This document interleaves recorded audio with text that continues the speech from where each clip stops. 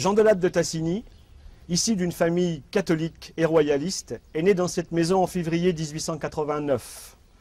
Ironie de l'histoire, elle est au coin de la rue du Temple, lui qui sera profondément catholique toute sa vie. Son père, d'origine picarde, vient épouser la fille du maire, Anne Hainaut, et il s'installe dans la maison des grands-parents maternels. Cette maison bourgeoise va être le premier lieu d'éducation du petit Jean de Lattre de Tassigny. Cours de latin avec le curé du pays, préceptrice bavaroise, cours d'anglais au séminaire voisin, équitation, lecture sous les tableaux du grand salon. On ne lésine pas avec l'éducation des enfants.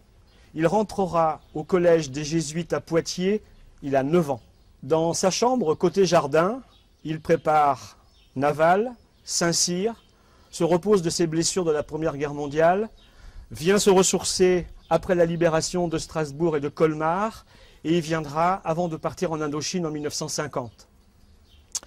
Il commande l'armée française lors du débarquement de Provence en août 1944.